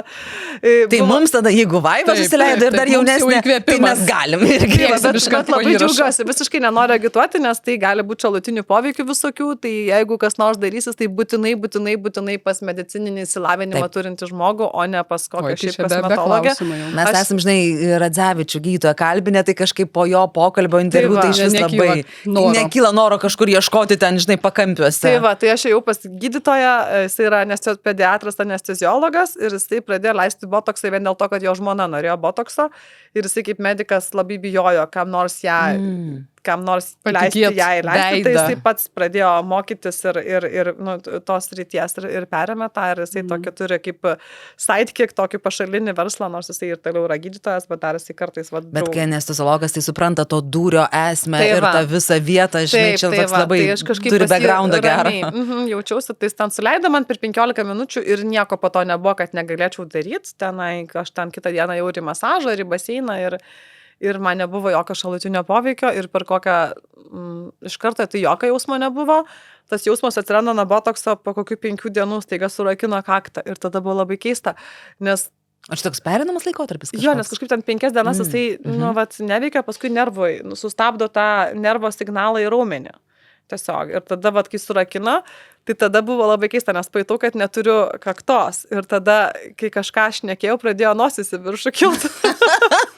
Nes kai bandau susiraukti, bet dar neįpratus, kad negaliu rauktis, tai pradėjau taip daryti, ir tada buvo... Tada kitur raukšlės atsiranda. Taip, tai pradėjo darytis labai juokinga, nes kažkaip pradėjau šnekėti, taip kilnodama veidą ir galvojau, čia kažkas ne taip, bet paskui pratau kažkaip, paskui nustojau ir tą nosį į viršų keltą ir dabar tiesiog aš ir taip jau stengiuosi porą metų neraukt kaktos, tai dabar jau ir be pastangų. Žinau, kad gerai dar šiek tiek naujus tau įpročius išugdo. Tai va.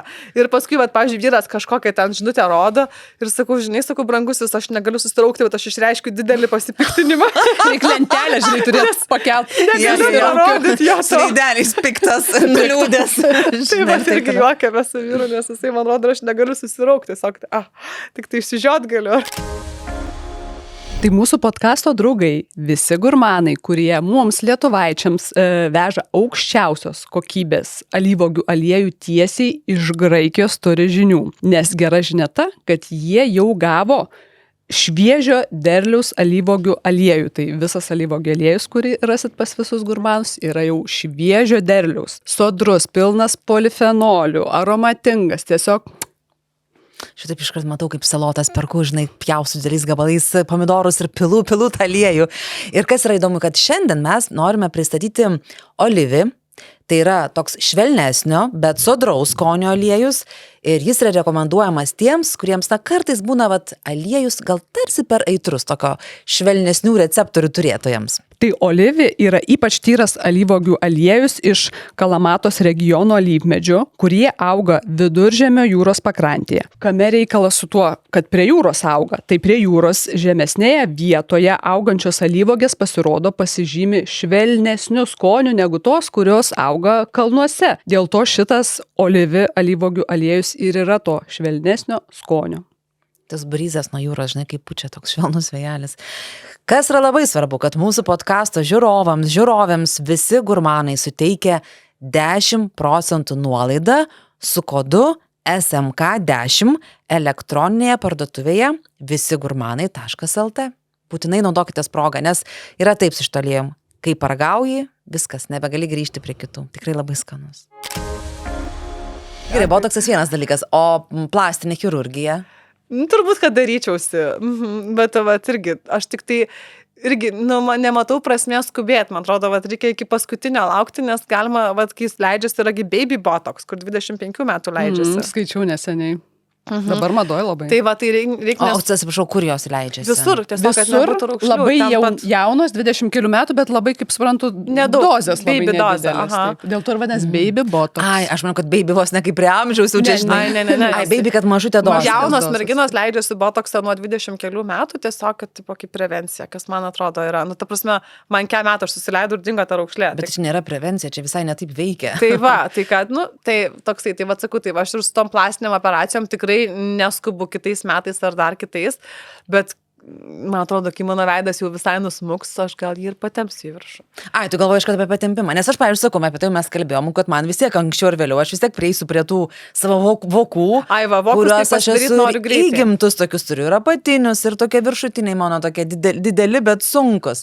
Tai galvoju tik tai, kad jo, man kažkaip, man tai yra taip, kaip ir tau prieš tą botoksą, man kažkaip taip nedrasu, bet kaip tu sakai, irgi save, žinai, matuojos, tave girdžiu irgi, kad kai tai pradės trukdyti kiekvieną mielą dieną, ir tai bus atsakymas, žinai. Aš labai noriu krūtinę pasikelt, labai seniai noriu, tiesiog jaučiu tikrai diskomfortą ir fizinį, ir dėl drabužių, ypač, pavyzdžiui, gyvenu atogražų klimate, negaliu būti be liemenėlės visiškai, absoliučiai, tada daugybė rūbų netinka, ten nuoga nugara ir ten ant petnešėlių, taip toliau, bet tokią baimę jaučiu dėl tos narkozės, iš tikrųjų, galvoju, ir kaip rizikuot gyvybę dėl grožio, bet kitą kartą aš overthinkinu irgi tą, nes turiu draugų, kurios pasidarė ir sako, o Dieve, kaip džiaugiuosi, kad pasidarau, gaila, kad anksčiau nesidariau, nes ten pasidarėjai, atsibudai ir viskas gerai ir jau padaryta.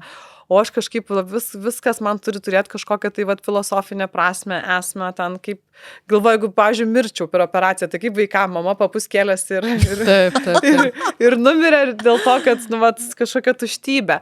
Tai tą tuštybę labai atpažįstu, bet jos stengiuosi neneigti ir tariuosi savim galvoju, taip, man labai norisi, kad ta mano krūtinė dar būtų graži ir dėl vyro norisi, tiesiog mano vyras, jam patinka krūtinės labai, tai norisi būti dar, kažkaip tai dar su savim dėriuosi, bet jaučiu, linkstu į tą pusę, kad labai norėčiau pasidaryti krūtinės pakelimą ir tada galvoju, jeigu tą pačią narkozę, tada ir vokus noriu pasikelti. Šiaip tai vokai yra be narkozės daromi. Ai, be narkozės. Nemigdoma. Dar. Bet gal geriau su narkozė? Taip, bet taip yra. Ten kažkaip aš irgi, kai aiškinaus ir mano ten pažįstamų moterų darėsi, tai man buvo tiesiog įdomu, tai kaip. Aš irgi atrodo, kad norėčiau, kad nieko nesupras. Ten matai kažkaip yra, kad tu net bendrauji su gydytoju ir ten tau tokį suleidžia kažkokį. Kad biški tu tokia ramesnė. Ne, tai be jokios abejonės ir tau nuskausmantis, tikrai tau nekarpo. Bet esmė tame, kad tu kažkaip turi netgi, dabar atsiprašau, jeigu aš nusišneku, bet tai ką girdėjau. Kodėl nėra prasmės mėgdyti, nes reikia dar ir matyti, kaip tavo akis merkėsi. Tau negali šiaip išpjauti, o tada kitų miegi tau atsipalaidavę. Tai tau tenai, žodžiu, tai ten, žinai, visokių juokų yra. Kažkas sako, jo, girdi, kaip ten tas mėseles šlept. Tai čia iš to juodo humoro, nes aš sakau, iš kelių skirtingų girdėjau. Tai viena sako, gal norėjau grįžti parvairuoti pati, tai atsisakiau to kabutėse šampaniuko, kad apsvaigintum. Nuo skausmo, aišku, suleidžiami.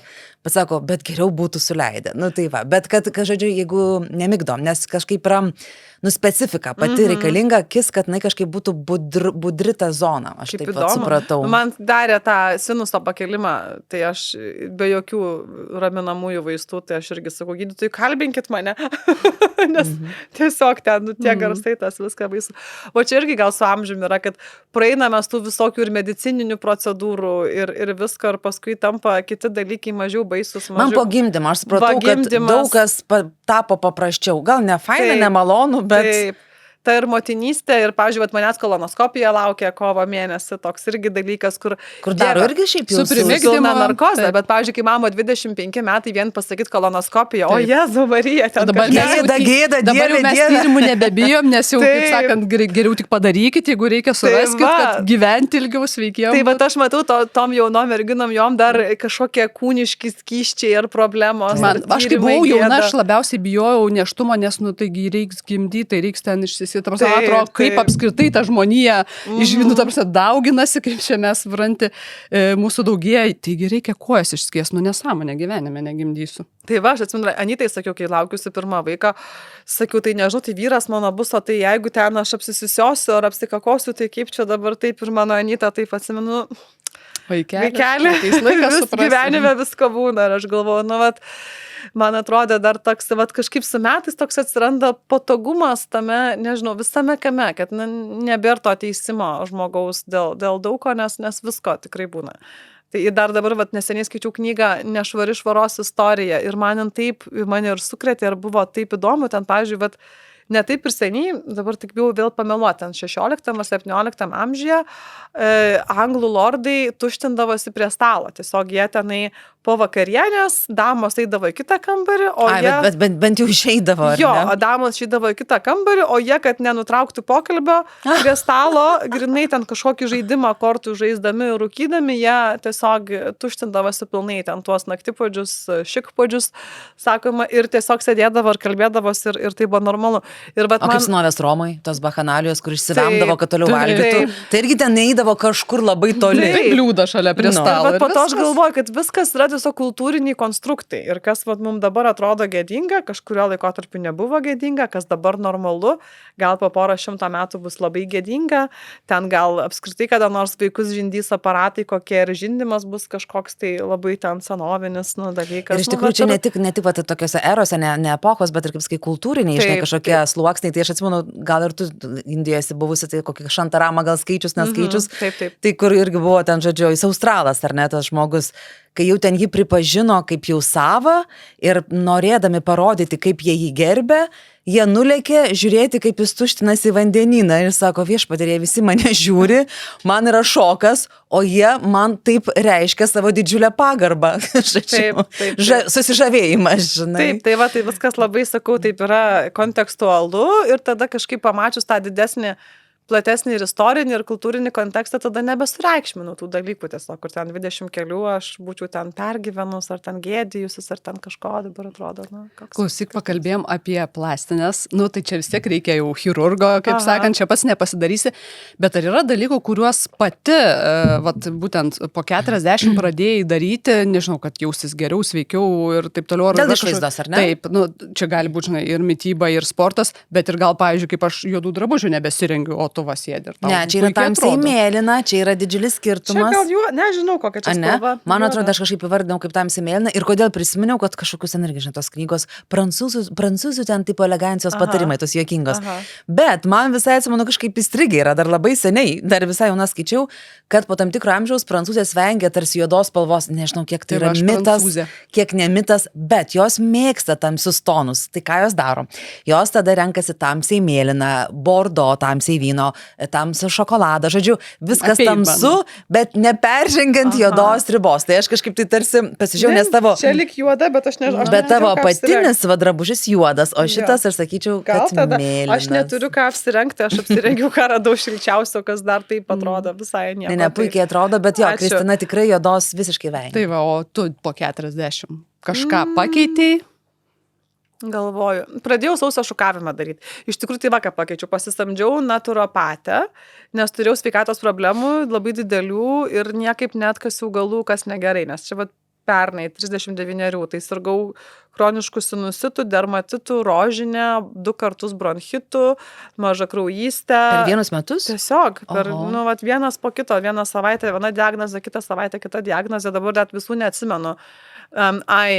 Šitą dingo balsas, ant balso stygų užaugo polipai, nu, pradėjo labai daug dalykų lysti ir visiškai, nu, atrodo, aš tokia sveika, aš ir alkoholio nevartoju, nerūkau, kavos negeriu, sportuoju, gyvenu šiltam klimate ir tiesiog pradėjo griūti organizmas ir nebežinau, kas čia darosi, ėjau pas daktarus Havajuose, tai jie vis siunčia mane tai pas dermatologą, tai pas ten kokį gastrologą ir vis antibiotikai. Nuo kiekvieno dalyko, ten nuo rožinės antibiotikai, tenai nuo sinusito antibiotikai, na, aišku, ten padaro kokią kamerytę, įkiša pažiūri, ten ar nevėžys ir tada antibiotikai. Nu, ir tu antibiotikai. Ir net be kraujo. Nu, ir kraują padaro. Ir kraujas, viskas gerai, geležis žema, viskas Bet gerai. duosimgi, nepakenks, matai, kaip skirtingai. Jo. Tai va, tai kažkaip labai, pradėjau matyti, kad griūvų ir nesupratau dėl ko, ir tada jau pasisamdžiau naturopatę, su kuria iki šiol, kaip pasakyti, dirbu, kaip klausau aš jos. Tai va, ir dabar pradėjau taisyti sveikatą su tais tokiais holistiniais patarimais, tai jinai pirmiausiai man pasakė pasidaryti H. pylori tyrimą ir jisai pasitvirtino ir tai yra šita bakterija, aš dabar pameluosiu procentą gal, bet ten apie 80-90% visų virškinimo trakto vėžių yra sukelta tos bakterijos. Jis yra pagrindinis faktorius. Aš kai googlinausi, tai ne genetika, ne gyvenimo būdas, o būtent ta bakterija yra pagrindinis sukėlėjas. Ir Lietuvoje labai daug kas turi ją ir nežino, nes galima ją turėti tiesiog daug metų. Ir greičiausiai, kad aš turėjau daug metų, bet kol jinai dar tokia, kaip pasakyti, neišvešėjusi, tai ir gali ir nežinot, bet netgi ir jeigu jinai neaktyvi, vis tiek geriau išsinaikinti, nes jinai yra vėžio. Bet jau tau buvo pradėjus daryti tos juodus darbus? Tai va, tai dėl tos bakterijos greičiausiai ir buvo rožinė, ir buvo skrandžio rūgštingumas kilo į viršų, ir tada balso stygas ėdė, nu ir viskas yra susiję. Taip. Ir tada imunitetas labai silpsta, nes žarnyne yra didžioji dalis imuniteto, tai va, tai tada aš tą bakteriją išsinaikinau su dar daugiau antibiotikų. Ir tikrai buvo labai sunkus laikas, visą rudenį tiesiog labai silpnai jaučiausi, tokia buvau visai paliegusi, ten savaitę lovai guliu, savaitę normaliai ir dabar visokius papildus geriu, ten sausio šukavimą darau. O kas tas sausio šukavimas? Su tokiu šepečiu Čia labai turiu. šiurkščiu. Pat Ir reikia parodysiu tau. anksti Aš šepetę aš irgi turiu tą. ryte atsikėlusi visą kūną į viršų pagal limfos tekėjimo kryptį. Tai visą, aš jūs galima gal ir vakare, aš darau ryte. Tai aš ryte išsišukuoju tą visą kūną į viršų. Bet klausyk, eina tokios dulkės nuo kūno, ne, kai Tai šukuoji? čia oda. Gal dabar jau net nebeina, aš kasdien šukuoju, dabar net nebematau. Bet pačiai pradžiai. Eidavo, pačiai pradžiai man skaudėjo, bet aš įsijungiu muziką, kad man kad būtų taip smagiau. Toks ritualas ir tada į šaltą dušą arba į kontrastinį dušą arba baigti būtinai šaltą dušą srovę reikia, nes kitaip ten kažkas negerai bus. Tai va, tai aš dabar pradėjau labai žiūrėti taip dar atsakingiau, kaip aš čia gyvenu, ką aš valgau, dėl to, kad su žarnynu turėjau labai baisių problemų, tikrai ir ligoniniai buvau, ir skausmuose buvau, ir negalėjau valgyti savaitėmis nieko, ir tada irgi pamačiau, kad svoris, kai krenta, kai tau 40, tai nėra gerai. Nes ant veidelio Nes tada labai matos. glemba viskas. Jeigu per greitai, ar ne? Jo, kai greit svoris, kai ten jaunystėje atrodė, oi, čia kad sukus, kaip fainai būtų, tai galvoju, kad tik lik kaip yra, nes jeigu nukrenta svoris staigiai, tai ta oda taip įglemba, kas irgi. Nu taip tas rebaliukas, jisai prapuola. Tai va irgi buvo tokių. Tai va tiesiog dabar labai atsakingai pradėjau žiūrėti sveikatą savo, nes pamačiau, kad jau negaliu gerai kaip 20 kelių metų buvau, kai ten prisigersi, nemiegosi ir Taip, bet kita vertus, aš ką pastebiu irgi, vat, sakai, svoris, tai vat, neturi problemų su antsvoriu, ar ne, ir niekada neturėjai. Bet šiaip, vat, jeigu apie tą tokį jaunumą ar norėjimą, tokio jaunatviškumo išsaugojimą, tai yra tas lieknumas svarbu. Svarbu tokiam bendram, va, tokiam jaunatviškam įvaizdžiui. Man atrodo, kad žmogus, kuris lieknesnis, visą laiką atrodys, žinai, jaunesnis. Gal, aš tai Havajuose matau labai daug tų tokių hipių, tos, kur buvę, nu jos labai lieknos, bet jos jau taip susiraukštė. Ne, jos matai, ten jau yra toks liesumas. Jo, jau, ir jos, kadangi nesaugojo savęs nuo saulės, tai vat, labai pasimato ta saulė ant odos, tiesiog laikiai pasimato. O tu slepi odą nuo saulės? Jo, visiškai, su 50 SPF neinu į lauką kitaip Havajuose. O skrybelė, kepurė? Kepurė, tai jeigu aš šiaip tai saulėj net nebūnu, ten, jeigu jau einu į pliažą, aš apskritai, kad degintis pliaže tokio dalyko nėra, nebent sušilti jeigu vanduo šaltesnis, tai niekada nesdeginu, būnu pavėsė, bet jeigu apskritai einu į lauką, tai vat SPF kremas, o kepurė, tai jeigu einu į baseiną, jeigu einu į pliažą visą laiką kepurė, akiniai ir dar SPF, tai jau labai labai saugau. Tai kiek ten laipsnių yra? Kokia 25, 27. Bet ištisus metus ar kaip keičiasi? Visus metus. Laikosi tas pats, ar ne? Jo. Nu, ten mes... Nuostabi temperatūra, man atrodo, tobula, nes tai daugiau būtų per karštą, tikrai rojus. Ten gali būti karščiau. Mūsų saloje yra 8 klimato juostos. Tai mes turim ir sniegą kalnuose, ir mes turim ir dykumą, kur labai karšta, ir mes turim tas džiunglės, kur daugiausiai kritulių visose jav iškrenta, tai labai tos įvairovės yra. Bet ta miestelį, kur aš gyvenu, tai apie 25 laipsnius. Nes ten kiekvienas miestelis turi savo klimato, taip galima sakyti tikrai. O tu matai savo ateitį, nežinau, pavyzdžiui, grįžti į Lietuvą? Labai norėjau, vienu metu tai buvau tikra, kad tikrai grįšiu, o dabar kažkaip kuo toliau, tuo aš tikrai leidžiu šaknis Havajuose, labai aš ten jaučiuosi namuose, mes turim draugų artimų, mano vaikai, vat, tas labai laiko mane dabar, kai aš matau, kai vat, pavyzdžiui, tas toksai kaimas išsvajotas, jisai ten šiek tiek yra, nes aš pažįstu visus vaikus nuo kūdikystės. Tarkim, mano dukra va dabar turėjo gimtadienį, pasikvietė 13 mergaičių nakvotų. 13, nu labai daug ten klasiokių, bet yra, ir pavyzdžiui, bent pusę tų mergaičių aš pažįstu nuo kūdikystės. Aš pažįstu jų mamas, jų tėvus, ir vat mes kartu, tai vaikai auga, mes senstam, ir tai yra labai gražu. Ir aš suprantu, kad ne visur galima tą turėti. Tokio bendruomeniškumo jausmo. Iš kitos pusės tokio mažo miestelio yra toks, kur tu visada kaip ir esi ant padėklo. Jo, bet tarsi, ar nėra tokio? Nėra to. Vieni apie kitus per daug žino.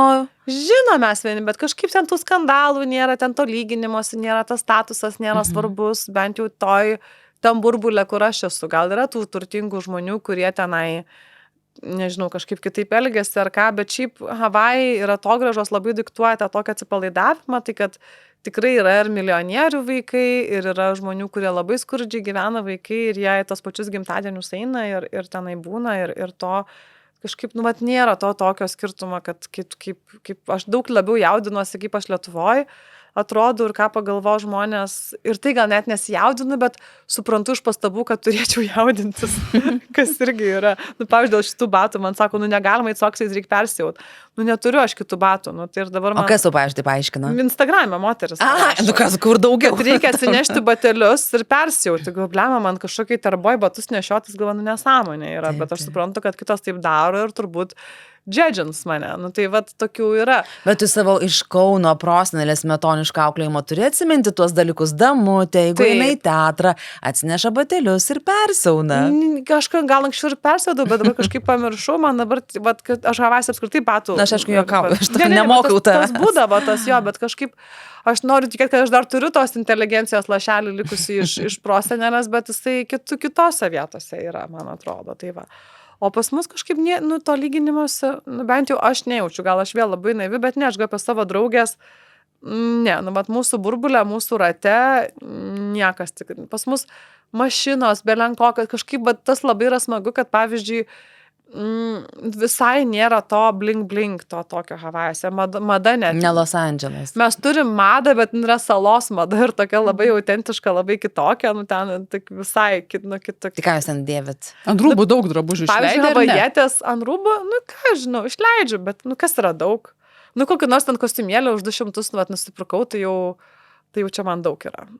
Vasarinė, ta prasme, ten šortukai ir marškinukai. Bet tai aš kokį... Kailinių nereikia pirkti, nu tai galima ir kostiumėlį kokį. Vidutiniškai turbūt gal kokį 100 pem per mėnesį išleidžiu ant drabužių. Tai čia nežinau, ar daug ar mažai. Normaliai. Bet tai va toks. O ką norėjau sakyti apie pavyzdžiui, Apie tas madas kažkokias. Vat ką havajietės nešioja, tai bet čia yra havajiečių mada, tai aš tokių nenešioju. Yra tokios apyrankės, jos yra tokios storesnės, jos yra tikro aukso. Ir auskarai būna, ir jos yra su tokiu labai tokiu savitu šriftu. Nu, toks kaip kursyvas, bet toksai labai savitas šriftas, ir jos ten užsirašo juodai vaikų vardus, vyrų vardus, ir jos tikro aukso tokios stambios, nu tokios kaip būdavo ten rusai kokias cepas nešiodavo, ne? Tai va tam tikra yra Čia toks statuso kažkoks reikalas. Jo, tai va havajietės turi, bet dažniausiai turi manikiuristės, tas, nu, degalinių vairuotojų, va degalinės pardavėjos, jos tas tokias turi, bet jos jau tampa cool ir mainstream'e dabar, kažkaip dažniausiai Bet tos havajietės, kurios yra ir etno? Taip, etno, čia būtent etno havajietės. Yra ir tų baltų havajiečių, nes tos, kur ten ištekėjusios, pritapusios, tai vadin tokios mados yra. Paskui tikrai moteris nešioja, ir aš nešioju tikrai kriauklyčių papuošalai, perlų, koralų ir dar su havajietiškais raštais ant medžio. Išraižyta būtent mūsų salos ten to visokie raštai, kur daugiau niekur nepamatysim, mes saloje jos nešiojam.